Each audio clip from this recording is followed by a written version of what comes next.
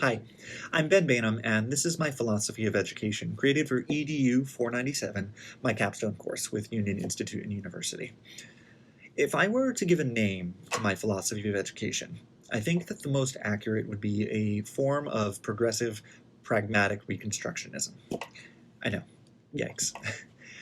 When I approached the process of putting my theory and philosophy into words, I began by deciding on whether I leaned more into traditional or progressive schools of thought.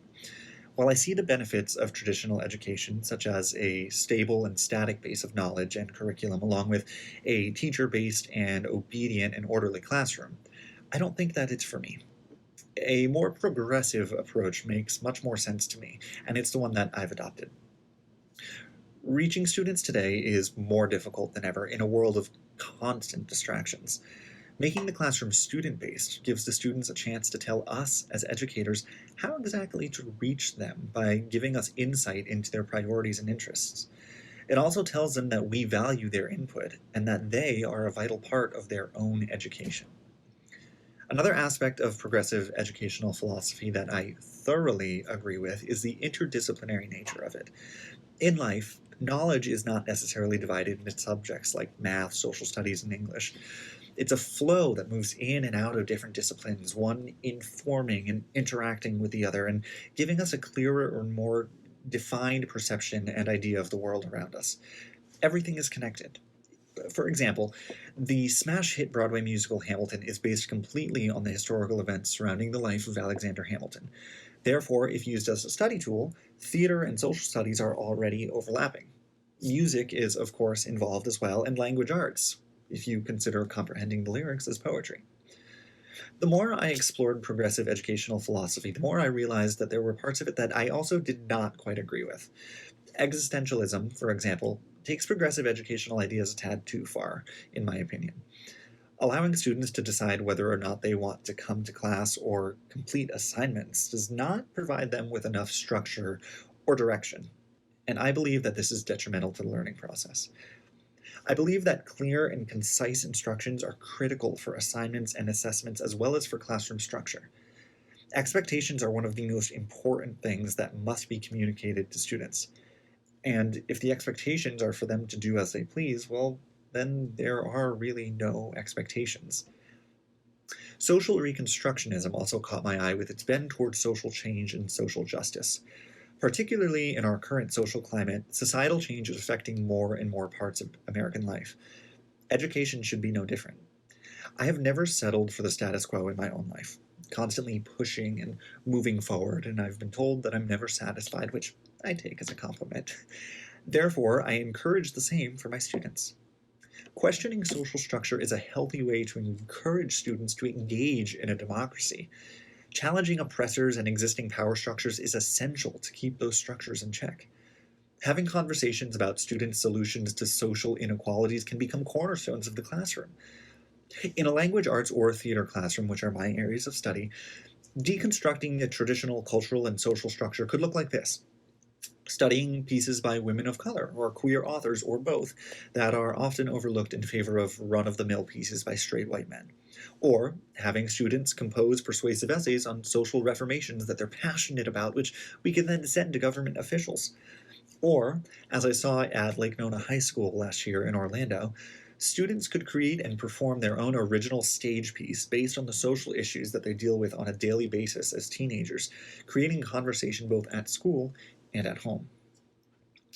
The philosophical school that most closely described my own thoughts, though, is that of pragmatism.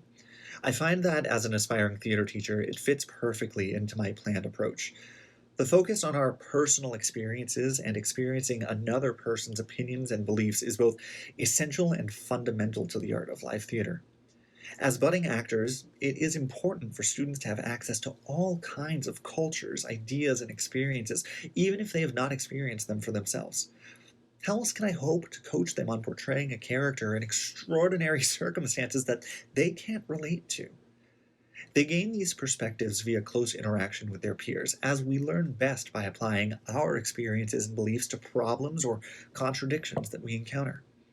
John Dewey said that peer interaction also fosters a cooperative classroom where multicultural and ethnically diverse students are able to learn from one another and everyone benefits.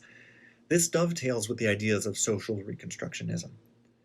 This sort of interaction and learning from one another happens when students work with one another. Pragmatism emphasizes interactivity, and over the course of history, it's generally shifted the focus in schools from solo work in the classroom to group work. This is yet another essential part of live theater. Scene partners and castmates quite literally cannot do what they are attempting to do on stage without cooperating with one another. Throughout the rehearsal process, discussions on the material will of course occur. Each student approaches the material differently, as they are each bringing their own background along with them when they open the script. Encouraging the students to either freely converse on the subject or to participate in a Socratic seminar can lead to epiphanies and paradigm shifts, opening a student's mind much further than if they'd simply sat at their desk and read the play silently. Pragmatism also sports an encouragement of experimentation and exploration, learning by doing. This is again extremely pertinent to a theater classroom. That old adage that an actor's body is his instrument comes to mind, as students can only learn what they are capable of by trying it. In theater, actors are frequently tasked with making choices. That is, to experiment with line delivery, or to create some stage business that is either adjusted, discarded, or adopted into the scene. This is part of the natural collaborative nature of the art, and it's an essential first thing for students to learn in any theater class. Exploring a character's motivations and background not only informs a performance, but it also fosters growth of the student's knowledge base that they otherwise may not have been exposed to. For example, a school putting on a production of Fiddler on the Roof may likely result in students being much more knowledgeable on the Russian pogroms of the 19th century than they otherwise would have been. This therefore creates both a more informed performance and a more well-rounded student who might just go on to use that information on an AP World History exam. And there's the interdisciplinary nature of knowledge appearing again. Exploration and experimentation give students the ability to try things that occur naturally to them, and to find out if they were right or if their idea works. If they weren't, or if it doesn't, then the process of refining one's ideas is an experiment and exploration all of its own. This process can be trying and ego bruising, but through it, students can build the confidence to know that they are capable of making great decisions, choosing correct paths, and coming up with brilliant ideas. While progressive pragmatic reconstructionism sounds overbearing and very complicated, when it's broken down into its respective parts, I think it perfectly encapsulates the philosophy with which I look at education. Knowledge isn't static or divided neatly into clear lanes. We're learning more and more about the world every single day, and students have access to all of it on supercomputers that they carry in their pockets. The world is shrinking while technology expands exponentially, and exploration is the only way to see and learn as much as possible. A classroom in which students participate in the establishment of rules and repercussions, learn by getting up and applying their theories in a practical situation, and synthesize a bigger picture of their universe via interaction with their peers is a classroom in which I plan to teach. Thank you.